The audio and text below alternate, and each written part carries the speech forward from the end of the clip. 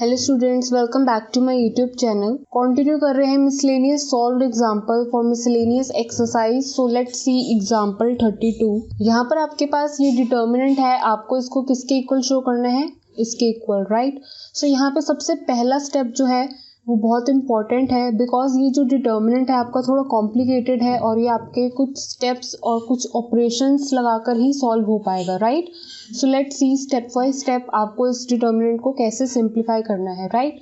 सो सबसे पहला स्टेप क्या है कि आपको अपनी रो 1 के साथ क्या मल्टीप्लाई करना है, x। ऐसे ही रो 2 के साथ मल्टीप्लाई क्या करना है, y।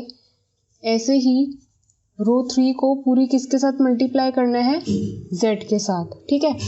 सो जब भी आप खुद से मल्टीप्लाई करते हैं रोज में, तब आपको बैलेंस मेंटेन करने के लिए उन्हीं वैल्यूज के साथ डिवाइड भी करना होता है। सो हम अपने डिटर्मिनेंट को डिवाइड भी करेंगे किससे, x से, y से और z से। क्यों? क्योंकि हमने x y z रोज में हमने अपने मल्टीप्लाई किया है, राइट। तो यहाँ पर वैल्यू क्या हो गई है। अब यहाँ पे नेक्स्ट स्टेप क्या है, प्रॉपर्टी 4 लगाकर मैं यहाँ पे कॉमन वैल्यूज क्या ले रही हूँ। कॉलम 1 में देखो आपको सारी वैल्यूज क्या मिलेंगी, x x x। ऐसे ही कॉलम 2 देखो y y y and column 3 z z z।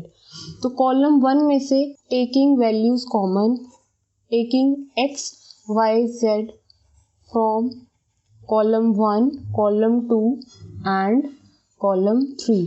X y z आपका ऑलरेडी डिवाइड फॉर्म में था, एक्स वाई जेड आपने कॉमन लिया, वो बाहर आ गया, तो इससे ये डिवाइड होकर ऑटोमेटिकली वैल्यू क्या हो गई, 1।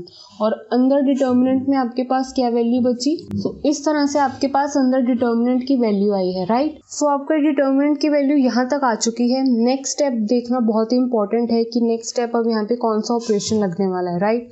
नेक्स्ट ऑपरेशन आपका क्या लगने वाला है कि कॉलम 2 में से आप क्या माइनस करोगे, कॉलम 1 एंड कॉलम 3 में से आप क्या माइनस करोगे, अगेन कॉलम 1।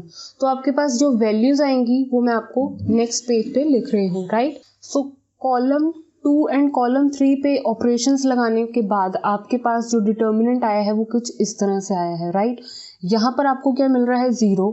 अगेन यहाँ पर आपकी टर्म क्या हो रही है, 0। एंड यहाँ पर एक चीज और बहुत इंपॉर्टेंट है कि आप इन वैल्यूज को सॉल्व नहीं करोगे। सॉल्व इन द सेंस आप इन टर्म्स को ओपन करके नहीं लिखोगे, क्योंकि इनको हम किस तरह से लिखेंगे वो स्टाइल भी मैं आपको बताने वाली हूँ। यहाँ पर आप देख रहे हो इस टर्म के ऊपर स्क्वायर है और इस पूरी टर्म के ऊपर भी स्क्वायर है। Same for this, same for this, right. So यहाँ पर ध्यान से देखो कि मैं इन टर्म्स को कैसे लिख रही हूँ। आपको पता है a का स्क्वायर माइनस b का स्क्वायर की वैल्यू क्या होती है, दैट इज, एक बार उसको a प्लस बी लिख सकते हो, multiply with a minus b लिख सकते हो, राइट। सो यहाँ पे a का स्क्वायर माइनस b का स्क्वायर, a का स्क्वायर माइनस b का स्क्वायर, a का स्क्वायर माइनस b का स्क्वायर एंड यहाँ पर भी a का स्क्वायर माइनस b का स्क्वायर लगाकर आप इस तरह से इनको लिखोगे, right. So first column as it is, यहाँ पे ये टर्म 0 हो गई थी, ऐसे ही यहाँ पर ये टर्म 0 हो गई थी। यहाँ पे आप इनको जब इस फॉर्म में लिखोगे आपके क्या वैल्यू आएगी, इसको a मान लो, इस पूरी टर्म को b मान लो, ठीक है। सो एक बार प्लस में लिखोगे, एक बार माइनस में लिखोगे। सो x माइनस b मतलब a minus b and a plus b, ठीक है। ये आपकी इस तरह से टर्म लिखी गई है, right. Same for this. I hope आपको इतना क्लियर हो गया हो कि आपकी अगर ये a टर्म है तो ये b टर्म है, ये पूरी b टर्म इसको ट्रीट करोगे तो आप आई होप इसको इस तरह से लिख पाओगे, राइट। अब इसको ध्यान से देखो, इसको मैं और ज़रा सिंप्लीफाई करके लिख दूँ, साइन जहाँ पर ओपन हो रहे हैं उनको ओपन करके लिख दूँ। यहाँ पर देखो माइनस इस टर्म के साथ मल्टीप्लाई होगी, आपके पास वैल्यू क्या आएगी, x minus y minus z, और ये सारी क्या है प्लस में, so x plus y plus z. अब यहाँ पर 0 है टर्म्स, राइट। अब कॉलम 2 में से वैल्यू क्या कॉमन आ रही है, x plus y plus z, x plus y plus z, और यहाँ पे ये टर्म 0 है तो आप यहाँ पे ये टर्म भी कॉमनली ले सकते हो, राइट। सो ऐसे ही कॉलम 3 में x plus y plus z, यहाँ पर भी x plus y plus z. So कहने का मतलब है आपकी जो x plus y plus z है वो 2 टाइम्स कॉमनली बाहर जाएगी, राइट। सो मैं इसको कॉमनली बाहर लिख सकती हूँ with the help of property 4 of the determinant, right. तो आपके पास क्या वैल्यू आएगी, लेट्स सी। सो आपका जो डिटर्मिनेंट है अल्टीमेटली इस तरह से आपको दिखेगा, राइट। अब यहाँ पे नेक्स्ट स्टेप एक और ऑपरेशन लगने वाला है, राइट, जिसकी हेल्प से हमारी जो वैल्यूज हैं रो 1 में सिंप्लीफाई होंगी, राइट। सो यहाँ पर ध्यान से देखो, अगर आपकी रो 2 और रो 3 ऐड हो जाती है तो वो रो कैसे दिखती है, y का स्क्वायर प्लस z का स्क्वायर, ठीक है। यहाँ पे this plus this again this x plus z minus y, ऐसे ही 0 plus this again x plus y minus z. So एक तरह से रो 2 प्लस रो 3 जब करते हो तो आपके पास ये टर्म आती है, राइट। सो ये अगर रो माइनस हो जाती है रो 1 से तो आपके पास कुछ ना कुछ सिंप्लीफाई होकर ज़रूर आएगा, क्योंकि जब आप इसको ओपन करोगे तो वहाँ पे वाई स्क्वायर जेड स्क्वायर तो होगा ही। तो यहाँ से माइनस करेंगे ये टर्म, यहाँ से माइनस करोगे ये टर्म, यहाँ से माइनस करोगे ये टर्म, तो कुछ ना कुछ आपका सबट्रैक्ट ज़रूर होगा, सिंप्लीफाई वे में ज़रूर आपके टर्म्स आएगी। तो हम क्या कर रहे हैं एक्चुअल में, अपनी रो 1 को चेंज कर रहे हैं। रो पूरी 1 में से मैं क्या माइनस कर दूंगी, रो 2 प्लस रो 3, इन दोनों को ऐड करके तो एक रो बनी ये, जो कि मैं माइनस कर दूंगी किस में से, रो 1 में से, ठीक है। तो आपके पास क्या वैल्यू आएगी, लेट्स सी। सो यहाँ पे देखो रो 1 में पहला एलिमेंट आपका क्या बनेगा, इस टर्म को ओपन करते ही आपके पास क्या टर्म आएगी, y square plus z square plus 2yz, जिसमें से माइनस क्या हो जाएगा, y का स्क्वायर प्लस z का स्क्वायर। सो ये दोनों माइनस में हो जाएंगी टर्म्स अगर ब्रैकेट ओपन हो जाता है, राइट।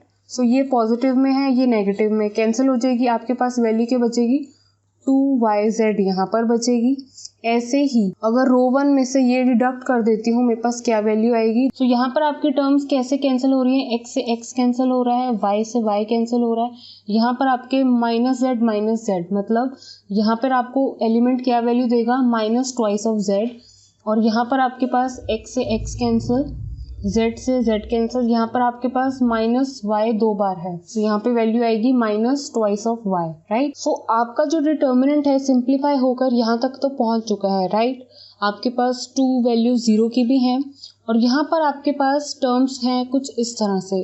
लेकिन अब कई स्टूडेंट्स क्या सोचेंगे कि हमने बहुत सारी प्रॉपर्टीज अप्लाई कर दी हैं, अब मैं इनको क्या कर देता हूँ, एक्सपैंड, राइट। अगर आप इनको एक्सपैंड करते हैं तो यहाँ पर आपको वैल्यूज क्या मिल जाती हैं, बहुत कॉम्प्लिकेटेड, जो कि सॉल्व ही नहीं होती है। सो आप क्लियरली देख सकते हो, जब आप यहाँ तक पहुँच चुके हैं और उसके बाद डायरेक्टली एक्सपैंड पर पहुँच जाते हैं, तब आप इन स्टेप्स के बाद डायरेक्टली आपके पास कुछ रिजल्ट सॉल्व ही नहीं होता है और आप स्टक हो जाते हैं।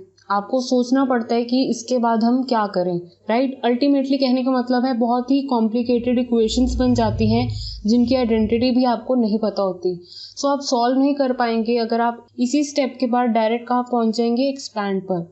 सो आप यहाँ पर इसके बाद डायरेक्ट एक्सपैंड मत करना, यहाँ पर आपके पास एक और ऑपरेशन लगने वाला है, उसको आप ज़रूर देखें। सो यहाँ पे कौन सा ऑपरेशन है, यहाँ पर ये चीज़ का ऑपरेशन है कि मैं अपने कॉलम 2 में अपनी जो वैल्यूज़ हैं वो दोनों यहाँ पर क्या बना दूंगी, 0। और वो कैसे बना सकती हूँ, यहाँ पर आप ध्यान से देखो, यहाँ पर आपके पास एलिमेंट क्या है, ट्वाइस ऑफ yz, ठीक है। और यहाँ पर अगर मुझे 0 बनाना है, सिर्फ इसके बारे में सोचो, बस मुझे यहाँ पर 0 बनाना है, तो आप क्या करते, आपके पास यहाँ पे माइनस है, ट्वाइस है, z है, लेकिन y नहीं है, राइट। सो यहाँ पर आप क्या कर सकते हो कि अगर यहाँ पर आपका एक y कम होता, मतलब सिर्फ ट्वाइस ऑफ z होता, तो यहाँ पर माइनस ट्वाइस ऑफ z है और यहाँ पे सिर्फ ट्वाइस ऑफ z होता इस एलिमेंट की जगह, तो आप इन दोनों को ऐड करते आपके पास वैल्यू क्या आती, 2z minus 2z that is equals to 0। Same इसी तरह से अगर आप यहाँ पे भी 0 बनाना चाहते हो with the help of column 1, तब अगर आपके कॉलम में सिर्फ 2 और y होता, z नहीं होता, तब आप इन दोनों कॉलम्स को ऐड करते तो आपके पास क्या वैल्यू आती, 2y minus 2y equals to 0, right. तो यहाँ पर आपके दोनों 0 बन जाते। तो अल्टीमेटली कहने का मतलब है कॉलम 2 पर मैं क्या ऑपरेशन लगाने जा रही हूँ, अब ध्यान से देखो, कॉलम 2 में मैं क्या ऐड कर दूँ, क्योंकि कॉलम 2 एक नेगेटिव टर्म है। सो यहाँ पे ध्यान से रखना कि ये एक नेगेटिव टर्म ही है आपकी कॉलम 2 में। सो कॉलम 2 में अगर मैं ऐड कर देती हूँ 1/y ऑफ कॉलम 1, मतलब कॉलम 1 को पहले मैं डिवाइड कर देती हूँ y से, मतलब 2yz को y से डिवाइड कर देती हूँ, उसके बाद जो भी टर्म आएगी दैट इज 2z, उसको ऐड कर दो किसमें, कॉलम 2 में, और कॉलम 2 की वैल्यू क्या है -2z। सो ये दोनों ऐड हो रही हैं तो अल्टीमेटली क्या रिजल्ट आएगा आपका 0। सो आई होप इस ऑपरेशन को मैंने किस तरह से समझाने की कोशिश की थी पहले आपको आई होप क्लियर हो गया हो। सो यहाँ पर आप ध्यान से सॉल्व करोगे खुद से, तब भी आप एक एक एलिमेंट को पुट करके देखोगे आपका आंसर क्या आने वाला है 0 कॉलम 2 पर। ठीक है, ऐसे ही कॉलम 3 पे मैं 0 किस तरह से बना रही हूँ, कॉलम 3 में ऐड कर दो 1/z ऑफ कॉलम 1। ठीक है, सो दैट मीन्स कॉलम 3 की वैल्यू क्या है मेरी -2y है। अभी इसमें 1/z ऑफ क्या कर दूं मैं ऐड, c1 कॉलम 1 का एलिमेंट दैट इज 2yz, मतलब z से z कैंसिल हो गया, यहाँ पर वैल्यू क्या आई -2y + 2y that is equals to 0। I hope आपको ये ऑपरेशन समझ आ गया हो। सो मैंने इन 2 एलिमेंट्स को यहाँ पर 0 बना दिया। सो रिमेनिंग एलिमेंट्स के लिए भी आप कैलकुलेट करके आपकी वैल्यूज क्या क्या आएंगी नेक्स्ट स्टेप में वो मैं आपको क्लियरली लिख देती हूँ। राइट, सो ऑपरेशंस लगाने के बाद कॉलम 2 और कॉलम 3 पे आपके पास ये वैल्यू आती है डिटर्मिनेंट के अंदर। राइट, सो अब यहाँ पे एक्सपैंड करो विद द हेल्प ऑफ रो 1, क्योंकि यहाँ पे 2 टर्म्स आपकी ऑलरेडी 0 हो चुकी हैं। राइट, और यहाँ पर आपके पास सिर्फ इसी एलिमेंट के साथ आपकी जो वैल्यू है एक्सपैंड होगी। दैट मीन्स ये 4 एलिमेंट्स की हेल्प से आपसे ये जो डिटर्मिनेंट है रो 1 का एक्सपैंड होगा। सो x + y + z का स्क्वायर जो था बाहर ऑलरेडी बाहर लिखा रहेगा। राइट, सो यहाँ पे 2yz के साथ कौन कौन सी एलिमेंट्स आ रही हैं, this into this, x + z into x + y minus this into this that is z का स्क्वायर y इंटू y का स्क्वायर अपॉन z। सो बाकी जो आपकी टर्म्स हैं वो तो 0 ही हैं, उनको लिखने की ज़रूरत नहीं है।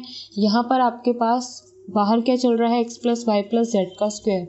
अंदर वाली टर्म्स को आप इनको सिंप्लीफाई करोगे तो आपके पास क्या वैल्यू आएगी, इन टर्म्स को मल्टीप्लाई करो आपके पास क्या वैल्यू आएगी, x² + xy + zx + yz, और यहाँ से आपके पास एक y कैंसिल हुआ इसके साथ, एक z कैंसिल हुआ इसके साथ, ऊपर क्या वैल्यू आएगी ओनली yz। तो ये वाला yz ये वाले yz के साथ कैंसिल हो रहा है तो आपके पास वैल्यू क्या आ रही है, x + y + z का होल स्क्वायर। अब आप इस टर्म को ध्यान से देखो, ये वाली टर्म को, यहाँ पर भी x मिलेगा, यहाँ पर भी x मिल रहा है और यहाँ पर भी x मिल रहा है, मतलब x की टर्म आपकी क्या हो रही है, कॉमन आ रही है। तो यहाँ पे 2 आपने बाहर लिखा, x की वैल्यू यहाँ से कॉमन ली, yz तो था ही, सो 2xyz हो गया। यहाँ पर एक यहाँ पर क्या चल रही है टर्म, x + y + z का स्क्वायर, और यहाँ पर जब मैंने x कॉमन ले लिया अंदर क्या मेरे पास वैल्यू बचेगी, एक x यहाँ पर, एक y और एक z, मतलब x + y + z का स्क्वायर और मल्टीप्लाई करो उसी टर्म के साथ तो आपके पास क्या आएगा, 2xyz तो था ही बाहर और यहाँ पर इसका क्या हो जाएगा क्यूब, जो कि आपको शो करना था राइट हैंड साइड के इक्वल आपकी टर्म एग्जैक्टली यही आपको शो करना था। So hence proved. So next video में हम कंटिन्यू करेंगे एक्सरसाइज के साथ, exercise miscellaneous exercise on chapter 4। Thank you students for watching this video. Please like, share and subscribe to my channel.